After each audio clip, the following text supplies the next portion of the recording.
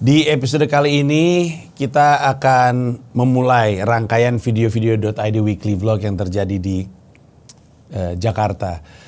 Minggu ini persis sih nggak terlalu, maksudnya si episode ini nggak terlalu sibuk, masih rada santai. Minggu berikutnya lebih liar kegiatannya. Tapi mari kita masukin bumper dulu. Silakan Pak Adit.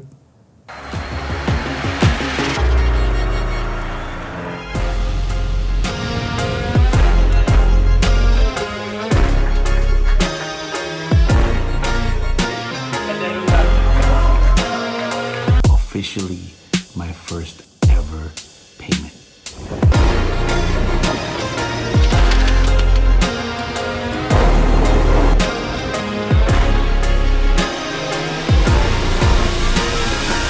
Thank you very much, everybody. Thank you. Give it up for your host. Oke, seperti yang lo tahu, episode kemarin ditutup dengan gua terbang menuju Indonesia.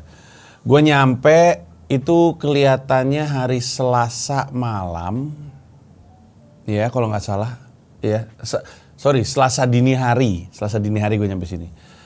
Dan hari itu nggak ada kegiatan banyak, baru besok-besoknya secara berturut-turut kerjaan udah mulai masuk. Kebanyakan memang meeting di markas Comika. Kemudian hari Rabu gue inget gue meeting juga, tapi ada bikin konten sama Adri sama Coki Pardede. Untuk di YouTube mereka kontennya Cost of Being Funny. Seru pembahasannya, banyak ngomongin soal ketersinggungan di New York City. Nah, abis itu gue bikin konten untuk YouTube gue. Itu lucu juga. Gue mau ngasih lihat sedikit cuplikan ketawa-ketawanya aja, gue mau kasih lihat yang terjadi selama taping untuk YouTube gue. Jahat kan, kalau dia jahat. Jahat anjing. Jahat. Bener. Banyak kalau tidak. Ya.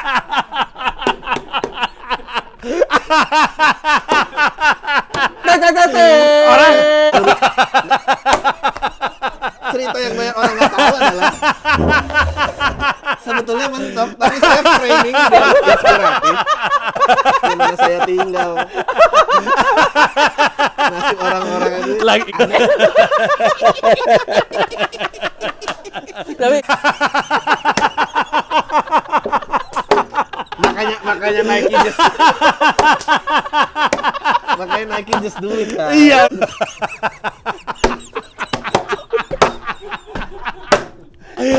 Iya lagi anjing bener aja. Dan kosong nggak ada. Enggak. Ya enggak. Gitu. Bohong. Gua gak percaya. Gak percaya gue. Lebih pilih ke Tidak percaya. Anda kan pergi Jawaban ke lu New apa? York, bangsat. Jawaban lu apa? Enak aja. Saya akan bawa sampai mati. Yang di YouTube gue itu cuman apa ya? Sebenarnya cuman video yang isinya gue berusaha untuk meyakinkan Coki dan Adri untuk pindah ke New York City juga. Dah gitu doang. Jadi kalau yang di Cost of Being Funny lebih banyak ngomongin soal gue di New York City, di YouTube gue nanti lebih banyak gue mau nego dan memastikan ngajak mereka untuk pindah ke New York City, dan keduanya ngasih respon yang cukup lucu dan agak ngelebar ke samping-samping juga. Abis itu malamnya ada keroyokan. Gue sempat ikutan keroyokan, tapi gue nggak tahu Adit punya rekamannya atau enggak karena gue nggak ngerekam. Gue sempat open mic di situ.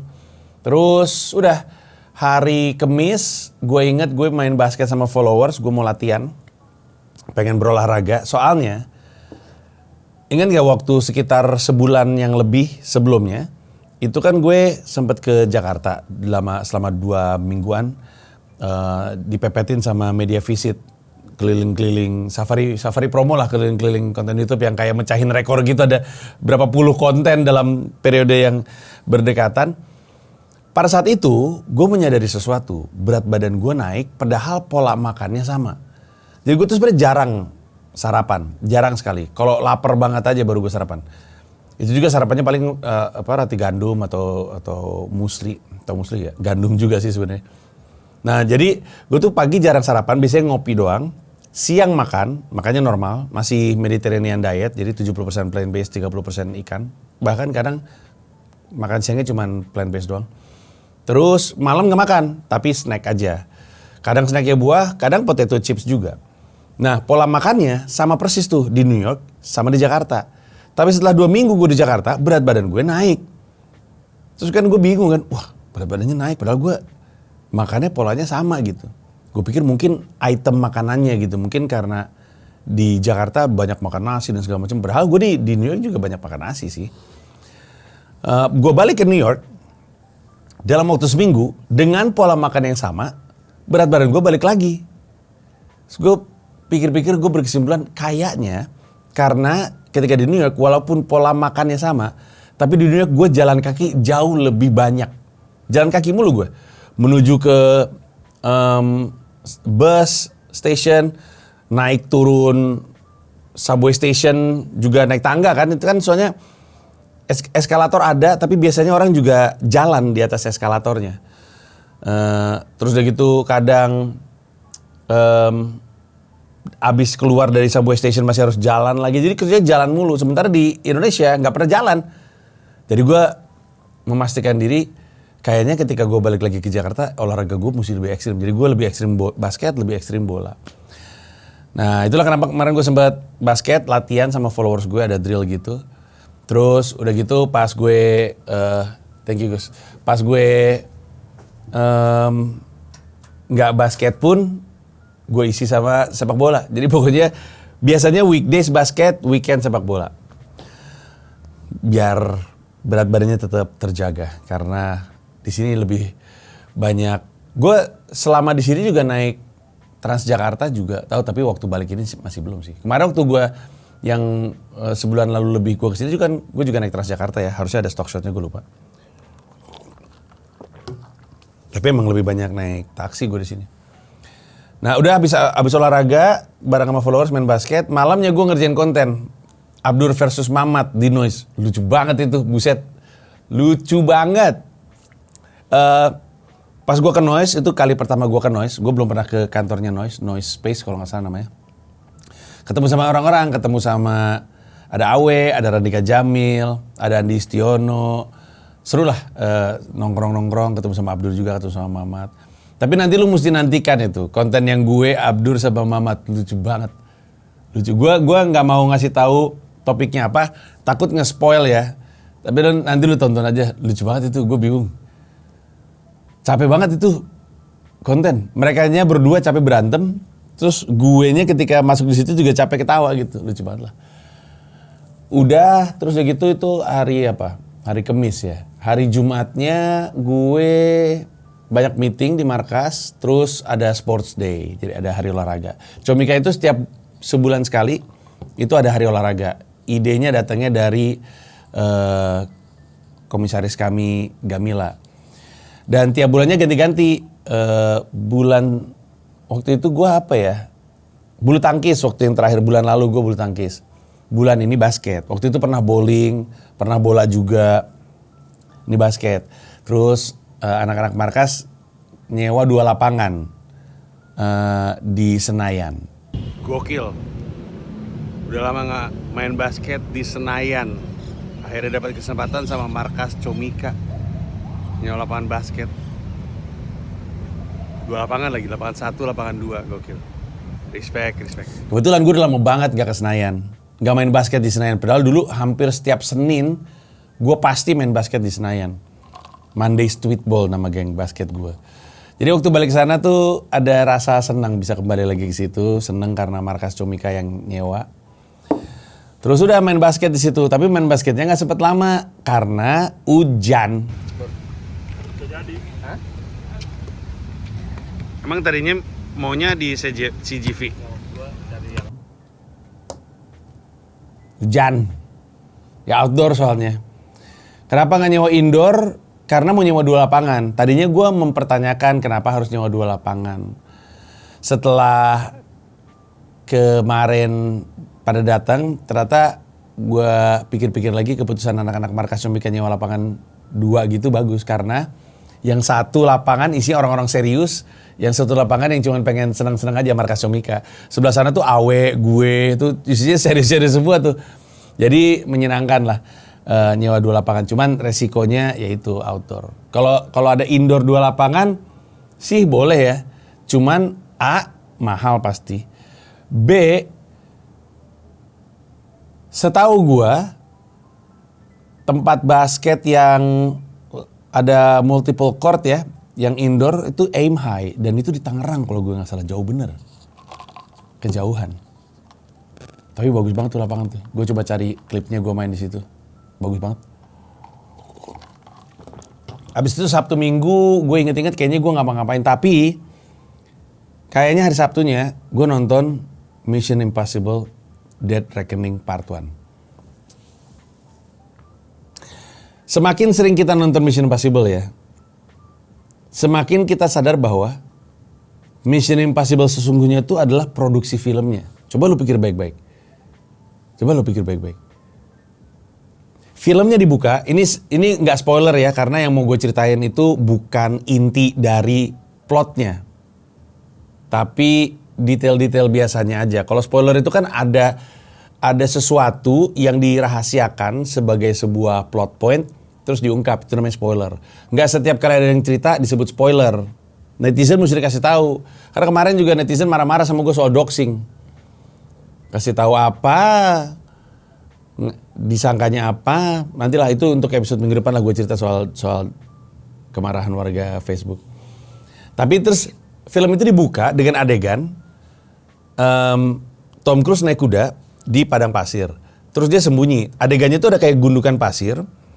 Ada kuda lagi kayak tiarap gitu. Terus di balik kepala kudanya itu ada Tom Cruise lagi tiarap. Gua pikir dua-duanya tiarap terpisah. Pas orang yang kan mereka sembunyi dari rombongannya pergi. Ternyata dari tadi itu Tom Cruise tuh posisinya duduk di atas kuda. Terus udah gitu kudanya berdiri bareng sama Tom Cruise. Gua nggak ngerti lu sadar atau enggak betapa sulitnya itu. Dan betapa sebenarnya nggak perlu. Tapi itulah gambaran Mission Impossible.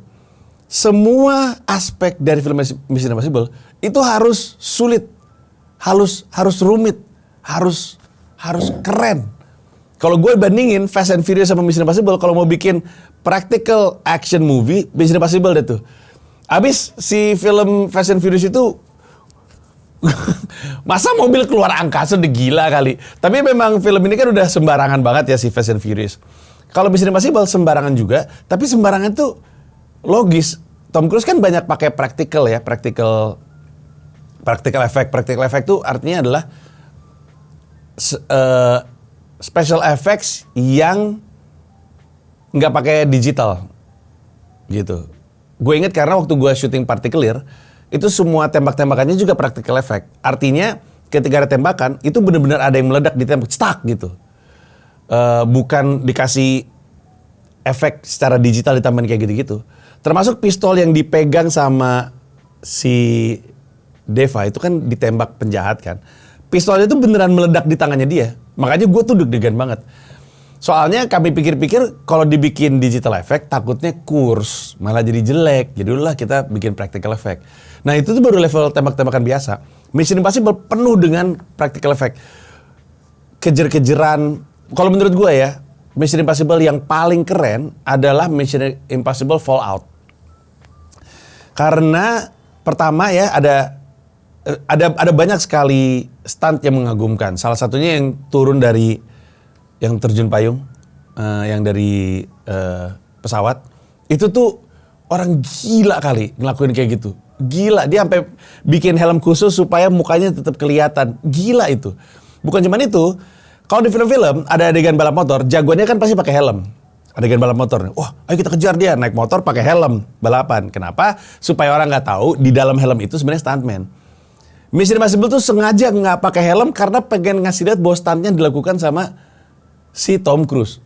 Aduh itu gila banget loh kalau dipikir-pikir. Karena adegan balapnya tuh mengerikan. Ditutup dengan dia naik motor, nengok ke belakang ke arah kamera. Jadi misalkan adegannya di sini ya. Si Tom Cruise lagi gini, terus Tom Cruise gini ke arah kamera. Jadi kelihatan muka dia. terus di belakang ada mobil, terus dia ketabrak, mental. Udah gila kali ini orang. Nah kemarin di Dead Reckoning juga ada banyak stunt, ada stunt naik mobil. Oh ya, di Fallout ada dia naik helikopter. Itu juga kasih lihat kan, kelihatan banget kalau itu dia yang naik helikopter. Ya persis kayak film yang Top Gun, tapi kan duluan Fallout kan, baru Top Gun kan. Jadi pas gue liat, wah ini orang gila, ini orang beneran kasih lihat kalau dia sendirian naik helikopter.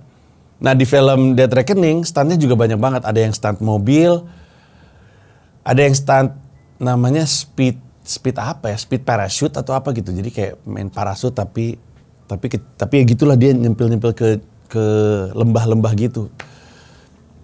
Keren banget itu film, gue bingung. Lalu di akhir film gue menyadari bahwa Tom Cruise itu usianya 61 tahun. Ini spesial buat gue karena kemarin gue baru aja mengeluh betapa gue sebel menjadi tua gitu.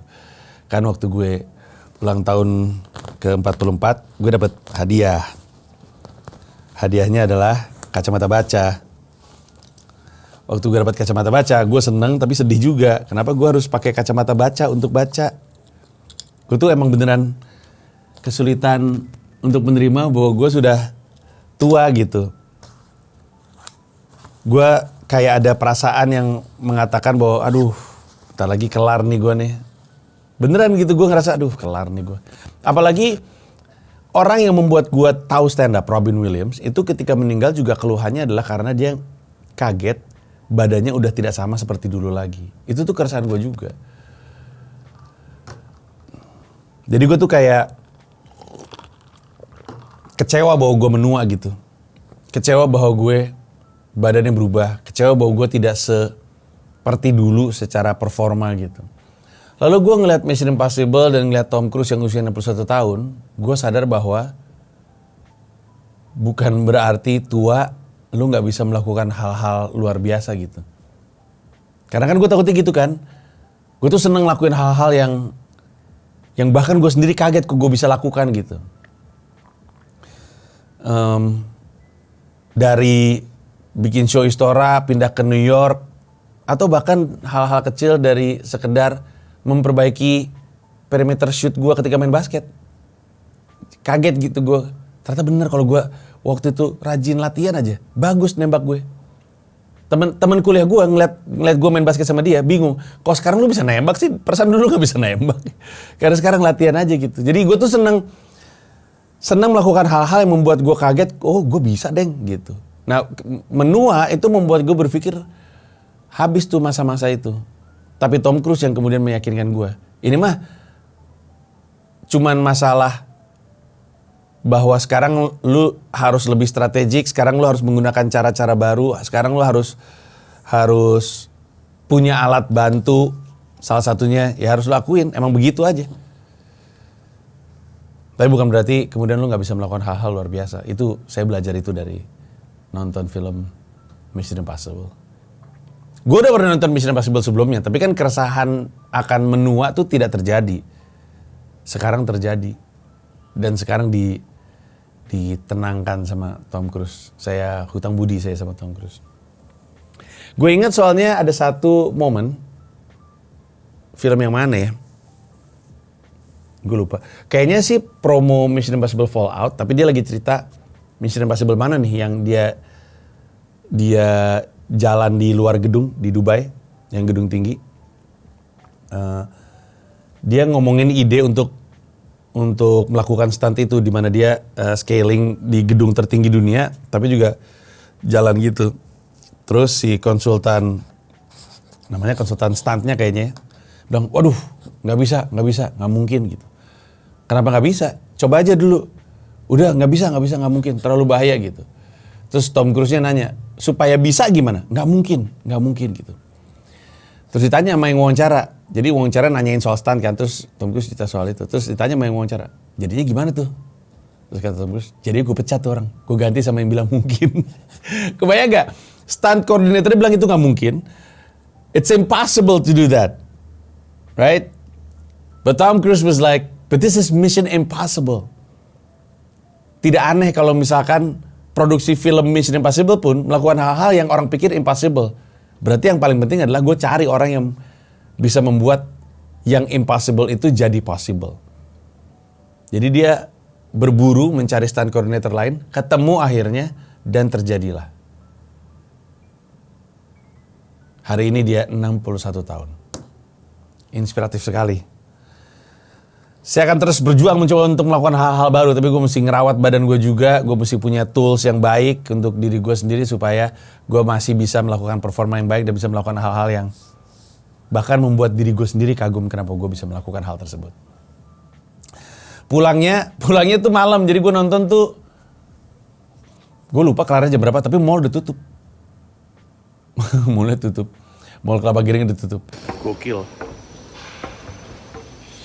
Orang-orang udah kagak ada di mall, gue baru keluar dari bioskop. Terus gue tuh setiap kali, kan tentu gue bukan cuma sekali 2 kali ya nonton bioskop terus mallnya udah keburu tutup. Karena kan gue tinggal di Kelapa Gading aja dari tahun 2007. Dan walaupun gue 2010 pindah ke rumah gue yang di Rawamangun, tapi mall gue tetap mall Kelapa Gading, bukan mall Arion. Dan setiap kali gue ke mall Kelapa Gading dalam kondisi mall tutup gitu ya, gue selalu ingat dulu, lu tahu HHI nggak? Happy Holiday Indonesia kalau nggak salah, yang isinya tuh dulu tuh ada Reza Arab tuh masih di situ tuh, Edozel masih di situ. Jadi kayak kumpulan konten kreator. Dulu mereka sempat bikin konten apa ya, dugem di Transjakarta, gitu-gitulah. Termasuk salah satunya mereka dibayar sama Mall Kelapa Gading untuk bikin konten di Mall Kelapa Gading, dan kontennya adalah zombie apokalips. Jadi mereka dengan uang, jadi Mall Kelapa Gading bilang ini ada duit nih, tolong dong produksi sesuatu supaya mallnya jadi seru gitu, supaya orang jadi kesini. Sama HHI mereka bikin konten zombie. Jadi pokoknya ada anak HHI, gue sama ada satu cewek bintang tamu, gue lupa siapa. Itu ceritanya harus surviving Mall Kelapa Gading sambil nyari clue. Jadi mall tutup, cuman ada beberapa yang buka, kayak misalkan Burger King-nya buka, apanya buka. Di dalam mall tersebut ada clue gimana cara bisa keluar. Tapi di sepanjang mall ada ratusan zombie, seru abis. Ada 2 jenis zombie yang cuman gini-gini tapi jumlahnya banyak, sama zombie yang bisa lari tapi jumlahnya dikit. Dan kami semua dikasih pistol air. Terus pistol airnya bisa ditembakin ke zombie. Si zombie yang bos-bosnya itu yang bisa lari itu apa gitu. Itu mesti ditembak berkali-kali nyawanya, kemudian mati gitu. Wah, itu seru gila sih. Dan emang sebenarnya kalau pikir-pikir agak mencemaskan kan. Dulu jalan di mall, gue inget banget lagi jalan di mall, terus udah gitu di atas ada yang gitu. Jadi lu gila nih, zombie ada di mana-mana mereka, dan mereka lagi apa namanya? Actingnya total gitu. Karena kita menjelajah kan, nyari-nyari toko yang buka untuk nyari clue. Sampai dia bisa keluar, seru banget itu. Tapi itulah keseruan kegiatan gue di minggu ini. Di episode depan lebih banyak media visit dan lebih padat. Saking padatnya, gue ngerjain monolog ini aja mepet sebenarnya. Dimarahin sama Adit. Tadi Adit ngeliatin gue kayak kecewa. Gue bilang, maaf ya Bang Adit, saya belum sempat ngerjain video monolognya gitu. Pantesan gitu kata dia. Cuman ya gitulah, namanya juga sibuk. Kita bahas di minggu depan, termasuk soal gue menyinggung warga Facebook, itu kita bahas di minggu depan. Tapi untuk sekarang jangan lupa, salah satu alasan gue kesini adalah karena Festival Hiduplah Indonesia Maya. Tuh, Festival Hiduplah Indonesia Maya.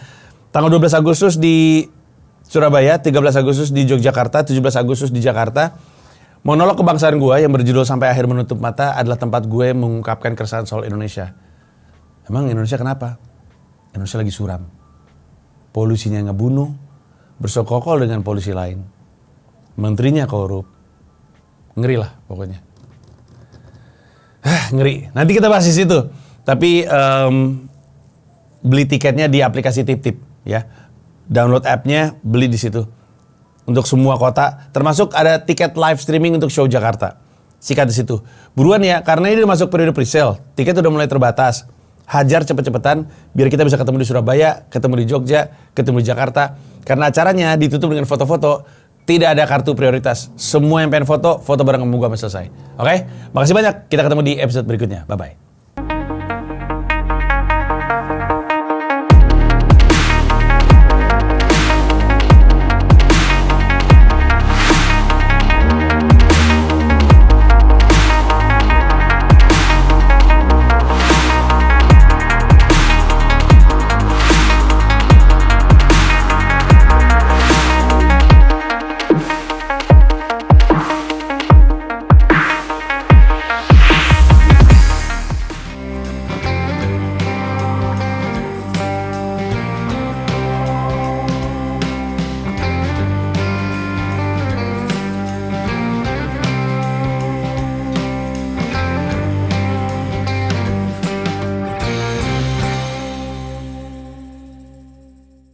Terima kasih banyak udah nonton video ini sampai akhir. Mau mengingatkan saja bahwa seluruh video gua stand up di New York City bisa lu akses dengan menjadi member YouTube gua. Ada 3 level, ada yang Rp30.000, Rp125.000, ada yang Rp1,5 juta, masing-masing punya manfaat sendiri-sendiri. Tapi yang pasti, dari yang Rp30.000, lu udah bisa akses semua video stand up gua di New York City tanpa disensor, tanpa dipotong, termasuk video-video yang sebelumnya. Terima kasih sekali lagi.